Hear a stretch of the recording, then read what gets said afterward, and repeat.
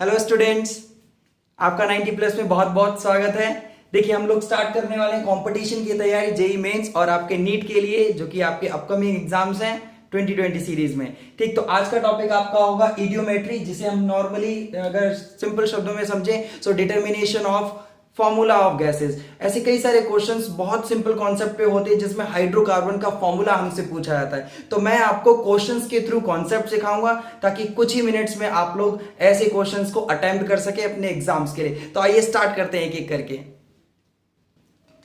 तो हमारे सामने देखिए एक बहुत अच्छा क्वेश्चन है। ध्यान से क्वेश्चन को बहुत सिंपल तरीके से सबसे पहले समझिए, क्योंकि किसी भी न्यूमेरिकल को करने के लिए आपको क्वेश्चन बहुत अच्छे से समझना चाहिए। भाई, इस टेम्परेचर पे और इस प्रेशर पे, ठीक है, दी हुई कंडीशन में देखा जाए 300 kelvin temperature and 1 atmospheric pressure पर 10 ml हाइड्रोकार्बन। देखिए ध्यान से, हाइड्रोकार्बन का वॉल्यूम कितना दिया है, 10 ml। इसको कितना ऑक्सीजन चाहिए, 55 ml ऑफ ऑक्सीजन, यानी कि 10 ml हाइड्रोकार्बन को 55 ml ऑक्सीजन चाहिए कंप्लीट कंबशन के लिए। मतलब कुछ भी पार्ट बचेगा नहीं, आपका कंप्लीट हाइड्रोकार्बन क्या होगा, बर्न ऑफ हो जाएगा, मतलब CO2 और H2O में कन्वर्ट हो जाएगा। साथ ही साथ लिखा हुआ है कि 40 ml CO2 प्रोड्यूस करेगा। तो इस हिसाब से आपको बताना है कि इनमें से सही फॉर्मूला कौन सा है। तो आपको क्या करना है, मान लीजिए कि आपका हाइड्रोकार्बन ये है। देखिए, सिंपल शब्दों में समझाया जाए तो आपका जो हाइड्रोकार्बन है वो दो ही एलिमेंट से बना है, कार्बन और hydrogen. So suppose there is carbon X, मतलब कार्बन के एटम X हैं और हाइड्रोजन के आपके Y हैं। तो अब जब नॉर्मल इसको क्या करते हैं, जब कंबशन करते हैं तो आपका hydrocarbon on treatment with oxygen will produce, भाई क्या प्रोड्यूस करता है, भाई यही प्रोड्यूस करेगा, है ना। तो सबसे पहले आपको इक्वेशन बैलेंस करनी है कंप्लीट, क्योंकि स्टोइकोमेट्री से रिलेटेड आपका कॉन्सेप्ट, तो जरूर आपको बैलेंस करना ठीक तरीके से है। जैसे देख सकते हैं कार्बन कितने हैं, X, तो यहाँ पे ये कितने मोल्स हो जाएंगे, X, ठीक है। Y आपका कितना है, हाइड्रोजन आपका Y टाइम्स है। तो आप यहाँ पे जरा चेक कीजिए, यहाँ पे हाइड्रोजन Y टाइम्स है और इस साइड कितना है आपका 2। तो आप क्या करें, बराबर करना है ना, तो आपको y/2 लेना पड़ेगा। कैसे देख सकते हैं आप, y/2 अगर होगा तो दो हाइड्रोजन पहले से वहां प्रेजेंट है, भाई पहले से ही दो हाइड्रोजन प्रेजेंट है, इस हिसाब से बचेंगे कितने हाइड्रोजन, y टाइम्स, ठीक है। तो इसका मतलब ये हुआ कि y/2 moles of water form होंगे। साथ ही साथ देखा जाए अब ऑक्सीजन बचता है, तो ऑक्सीजन पहले राइट साइड में काउंट करें, राइट साइड में ऑक्सीजन काउंट करें, कितना है x और ये आपका ट्वाइस, तो 2x। ध्यान से देखिए 2x, यहाँ पे ऑक्सीजन ये है और साथ ही साथ y/2, ठीक है। यहाँ पे आपका y/2 मोल्स को ऑक्सीजन से कंपेयर कीजिए, देखिए यहाँ पे 1 है ना, तो इट इज y/2। तो टोटल ऑक्सीजन की संख्या राइट साइड में कितनी है, 2x प्लस y/2, ये ऑक्सीजन की संख्या। लेकिन यहाँ पे दो ऑक्सीजन पहले से ही प्रेजेंट है, तो आपको कितना क्या करना पड़ेगा, इस ऑक्सीजन का आधा करना पड़ेगा। समझ रहे हैं मैं क्या बताना चाहता हूं, कि भाई आप जरा चेक करें कि यहाँ पे ऑक्सीजन डबल है, ठीक है, दो पहले से ही है। तो अगर आप यहां से हाफ करते हैं, ठीक, तो आप अगर यहां से हाफ करते हैं तो ये आपका अब ऑक्सीजन बराबर हो जाएगा। तो इस हिसाब से मैं लिख सकता हूं, हाफ करेंगे तो ये हो जाएगा x प्लस, और यहां पे हो जाएगा y/4। अगर आप बैलेंसिंग सही करते हैं तो बहुत ही सिंपल सवाल है जो आप चुटकियों में सॉल्व कर सकते हैं। So here it is the, यही आप इक्वेशन जो है हर एक हाइड्रोकार्बन के लिए यूज कर सकते हैं। चाहो तो आप ध्यान रख सकते हैं, प्रैक्टिस वाइज आपको याद रह जाएगा, आप देख सकते हैं यहाँ पे। तो अब क्या किया जाए, तो अकॉर्डिंग टू द क्वेश्चन को ध्यान से समझिए। क्या कहता है, 10 ml आपका क्या है, हाइड्रोकार्बन। मैं यहाँ पे गिवन लिख देता हूं, ठीक है। 10 ml ये है आपका, और ये आपका 55 ml ऑक्सीजन दे रहा है, और आपका ये कितना फॉर्म हुआ, ये तो गिवन है, ठीक। तो इक्वेशन वाइज हम देखते हैं, हम इक्वेशन से चेक करते हैं। तो बाय इक्वेशन, अगर इक्वेशन को ध्यान दिया जाए तो आप देख सकते हैं 1 mole of hydrocarbon reacting with this much mole of oxygen to produce x mole of carbon dioxide. भाई हम वाटर की बात नहीं कर रहे, क्योंकि क्वेश्चन में वाटर से रिलेटेड कोई इंफॉर्मेशन ना तो पूछी गई और ना ही दी है, तो हमें जरूरत नहीं है, ठीक है। तो ध्यान से देख, बाय इक्वेशन इतना हुआ। अब आपको पता है इन टर्म्स ऑफ वॉल्यूम, ठीक है, क्या लिख सकते हैं, in terms of volume, volume के टर्म में, ठीक। इसको पूरा ठीक कर देते हैं ताकि आपको लैंग्वेज प्रॉब्लम ना हो। टर्म्स ऑफ वॉल्यूम की अगर बात करें तो भाई देख सकते हैं कि 1 मोल जो है आप इसे ऐसे भी तो लिख सकते हैं 1 ml। सो हाइड्रोकार्बन का 1 ml कितने ml से रिएक्ट कर रहा है? यस इट इज, यहां पे 4 आएगा, ये ठीक कर लें। यस देखिए आपने गेल-लेसाक्स लॉ पढ़ा होगा, उस लॉ में क्या होता है कि एक ml इसके जितने भी आपका दे रखे मोल्स उतने मोल्स ml से रिएक्ट करके आपको उतने ही रेस्पेक्टिव वॉल्यूम प्रोड्यूस करता है कोई भी गैस का। तो ये हुआ क्या कि 1 ml of hydrocarbon reacting with this much ml of oxygen to produce, आप देख सकते हैं इसको हम ml की टर्म में लिख सकते हैं। So this is in terms of simple gaseous volume. अब बहुत ही आसान हो चुका है। अब देखो रिएक्शन में क्या कहा गया, दिया क्या है, तो इसका 1 ml इसके कितने ml से रिएक्शन कर रहा है? x plus y by 4। तो देखिए 10 ml विल रिएक्ट, इसका 10 ml, ध्यान दीजिए इसका 10 ml इसके कितने ml से रिएक्शन करेगा? इसके 10 टाइम से करेगा। बस यही बात तो समझनी है। देखिए जरा ध्यान से भाई, इसका 1 ml इसके x plus y by 4 ml से रिएक्शन कर रहा है, तो इसका 10 ml इसके 10 टाइम से रिएक्शन करेगा। सेम देखिए 1 ml इसका कितना ml फॉर्म कर रहा है? x ml, तो इसका 10 ml इसका कितना फॉर्म करेगा? CO2 कितना फॉर्म करेगा भाई? Yes it is 10 times. बस हो गया। अब आप देख सकते हैं ऊपर कि ये आपका थियोरेटिकल वॉल्यूम है और ये आपका प्रैक्टिकल, तो दोनों वॉल्यूम बराबर होंगे, आप दोनों को इक्वेट कर दें। ये आपका थियोरेटिकल वॉल्यूम है और ये आपका प्रैक्टिकल वॉल्यूम, तो दोनों को इक्वेट करें और फटाफट इसे सॉल्व करके चेक कर सकते हैं। मैं ऊपर का पार्ट हटा देता हूं ताकि आपको समझ आए। ये मैं यहां पे हटा देता हूं बिल्कुल, तो इसे सॉल्व कर लेते हैं। देखिए सबसे पहले यहां पे देख लीजिए कि 10x जो है आपका ये प्रैक्टिकल वॉल्यूम है। 10x वॉल्यूम किसके बराबर होगा? Yes 40 ml। तो आप देख सकते हैं सिंपल, ये आपका 4, ये भी आपका ml की टर्म में था, वो भी आपका ml की टर्म में है। तो आप ये सॉल्व करके ये हटाएं और ये आपका 4 आ जाएगा। ये इस तरीके से आपने x की वैल्यू निकाल दी, मतलब आपका कार्बन की संख्या हमें पता लग गई। दूसरी चीज, ये जो वॉल्यूम आपका थियोरेटिकल आया ये बराबर होगा जो प्रैक्टिकली ऑब्टेन हुआ है। तो देख सकते हैं 10 टाइम्स आपका है x plus y by 4 is equal 55, है ना। आप इसे सीधे ही सॉल्व करके और आपके पास आपका आंसर आ जाएगा। सो ये उधर जाएगा तो आपका ये 55 बाई 10 विच इज 5.5 डन। सो आप जरा x की वैल्यू यहाँ पे अगर सब्स्टिट्यूट करेंगे और इसे उस साइड ले जाके सॉल्व करेंगे, अरे सॉल्यूशन तो आपको बहुत अच्छे से आता होगा। So it would be yes 1.5। तो फाइनली y कितना आ जाएगा, चेक कीजिए y कितना आएगा, 4 टाइम्स हो जाएगा उसका, ठीक। तो 1.5 का 4 टाइम्स अगर हम करेंगे तो इट इज 6। 1.5 का 4 टाइम्स करेंगे 6। सो नाउ फाइनली y हमारे पास 6 है और x हमारे पास 4। तो जो हमारा हाइड्रोकार्बन हुआ वो C4 और y आपका H6। तो आप चेक कर सकते हैं आपका B ऑप्शन करेक्ट है। तो सिंपल शब्दों में एक बार फिर से रिवाइंड करके इसे समझ लें कि कोई भी आपका जो हाइड्रोकार्बन है उसे आप लेट कर लेंगे CX और H y की फॉर्म में, बैलेंस द इक्वेशन और जो डेटा दे रखा है उसे रिकॉर्ड करें और जो आप वॉल्यूम के अकॉर्डिंग, जो आप थियोरेटिकली इक्वेशन के अकॉर्डिंग चेक कर सकते हैं, पहले तो आप अप्लाई करें उसे और उसका जो थियोरेटिकली आपका आता है और जो प्रैक्टिकली ऑब्टेन हुआ दोनों को इक्वेट कर दें, आपके पास आपका आंसर आ जाएगा। आइए देखते हैं नेक्स्ट एग्जांपल और एक बार अब इसे नोट कर लें। हाँ तो बच्चों देखो हमारे पास एक सिंपल सा क्वेश्चन सामने लिखा हुआ है, देखो जरा और ध्यान से पढ़िएगा। लिखा है कि 5 ml हाइड्रोकार्बन है, 5 ml हाइड्रोकार्बन का वॉल्यूम है और इसको 30 ml ऑक्सीजन के साथ रिएक्ट किया गया, expose to 30 ml of oxygen.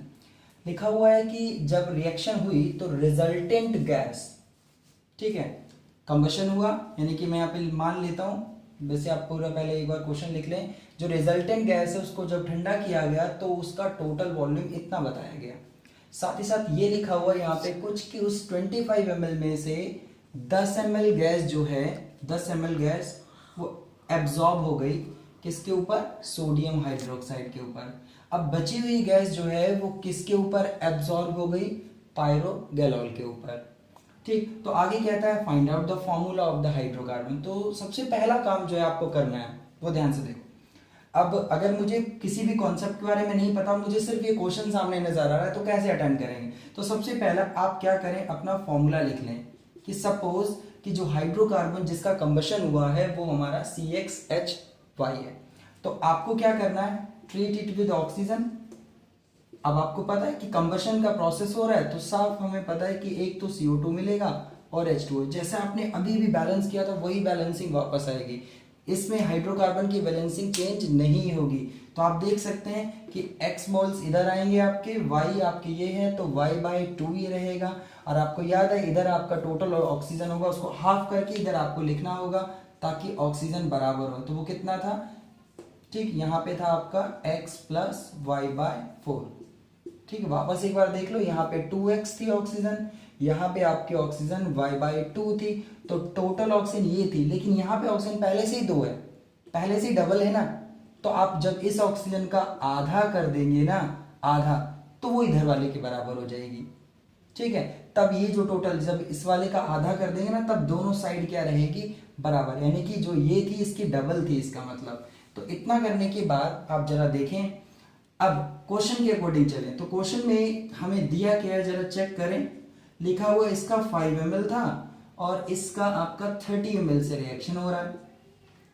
और चलिए, तो उस टाइम पे जब ये 5 ml ये 30 ml, तब तो ये तो बने ही नहीं होंगे, खैर, है ना। अब रिएक्शन जब होगी उसके बाद बनना स्टार्ट होंगे।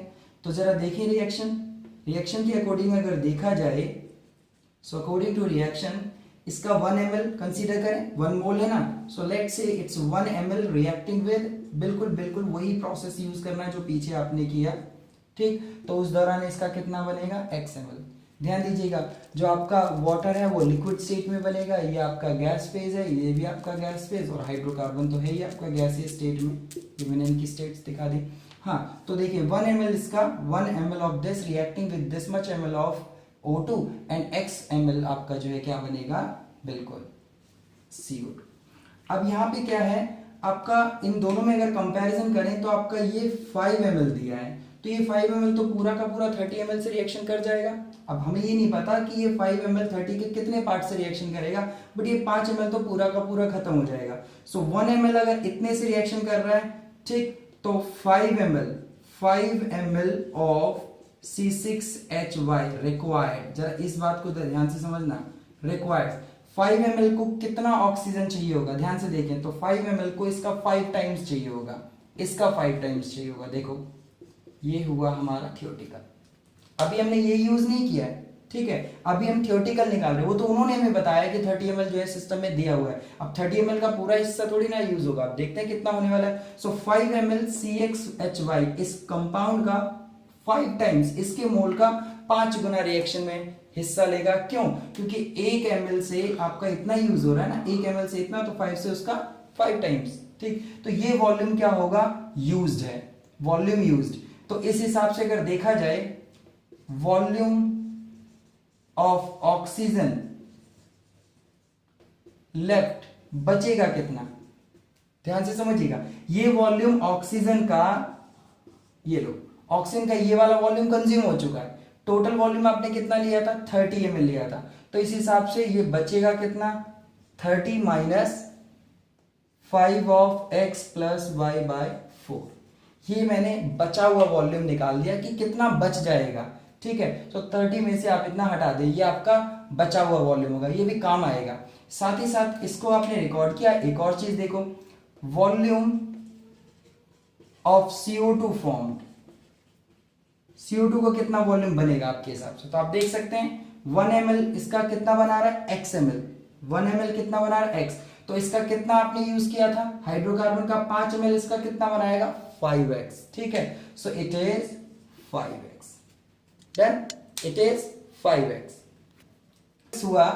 तो आप देख सकते हैं कि इसको हमें अगली लाइन को यूज करते हुए इसको सॉल्व करना है। यहां पे ये वाली लाइन जो है इसको सॉल्व करना है। तो जरा देखो क्या लिखा हुआ था यहाँ पे, ऑन कूलिंग कि भाई 25 ml सिस्टम में गैस है, तो 25 ml सिस्टम में कौन सी गैस है, तो गैसीय सब्सटेंस तो आपके दो ही बचे, ये तो पूरा 5 ml खत्म हो गया, अब आपके पास O2 बचेगा और आपका ये, तो वॉल्यूम जो टोटल रहेगा वो वॉल्यूम ड्यू टू बचे हुए CO2 बचे हुए O2 की वजह से होगा और बने हुए CO2 की वजह से होगा। देखो यही लिखा है ना, तो टोटल वॉल्यूम इन दो गैस की वजह से होगा, उसकी वजह से तो होगा नहीं क्योंकि वो लिक्विड है।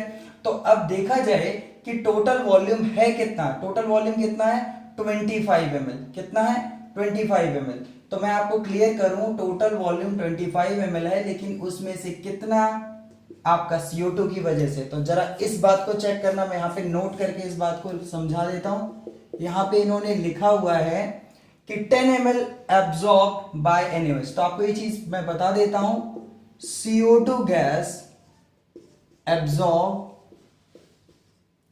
ऑन NaOH और KOH। ये बात छोटी सी पता होनी चाहिए कि आउट ऑफ O2 और CO2 कौन सी गैस NaOH पे एब्जॉर्ब होगी। तो आप देख सकते हैं मैंने आपको बता दिया, तो इसका मतलब ये हुआ कि उसमें से देखो क्या लिखा हुआ है 10 ml गैस तो एब्जॉर्ब होगी, यानी 25 में से 10 ml तो गैस एब्जॉर्ब हुई, तो वो कौन सी एब्जॉर्ब हुई होगी, यस CO2 की। तो इसका मतलब ये हुआ कि वॉल्यूम ऑफ CO2 जो था वो सिर्फ 10 ml था। तो O2 का वॉल्यूम कितना बचेगा भाई, O2 का आप देख सकते हैं कितना बचेगा, 25 माइनस 10 इट इज 15 ml। आप देख सकते हैं, इस बात को क्लियर कर लें फिर से कि 10 मैंने माइनस क्यों किया, क्योंकि सिर्फ CO2 जो है वही आपकी एब्जॉर्ब हुई है। तो बचा हुआ जो आपका वॉल्यूम है, जो ऑक्सीजन था, वो पायरो गैलोल ने क्या किया, उसे एब्जॉर्ब कर लिया।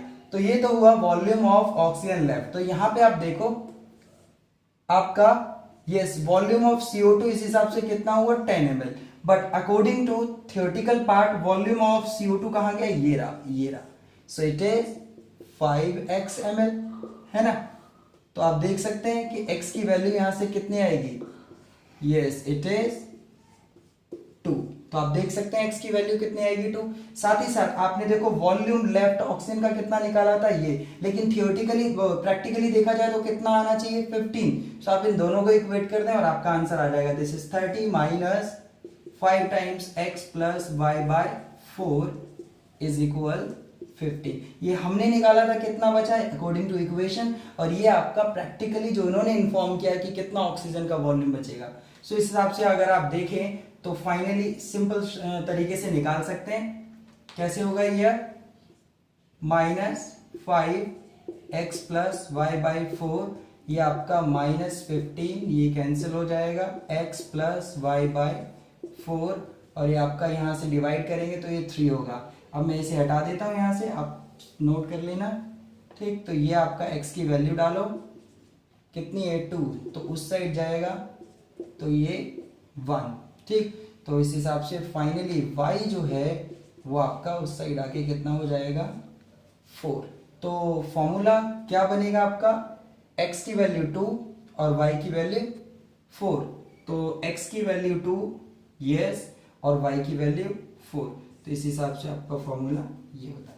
तो आप रिवाइंड करके एक बार आराम से चेक कीजिए कि किस तरीके से आप इन्हें कैलकुलेट कर सकते हैं। सारी इंफॉर्मेशन आपको दी जाती है, आपको इक्वेशन से आपके खुद के वॉल्यूम्स निकालने हैं, आपके खुद के वॉल्यूम्स सभी गैसेस के निकाल लेने हैं, और उसके बाद उन्हें थियोरेटिकल वॉल्यूम जो प्रोवाइडेड वॉल्यूम है उससे इक्वेट करके आपको सिर्फ और सिर्फ क्या करना है, एक्स और वाई की वैल्यू फाइंड आउट करनी है।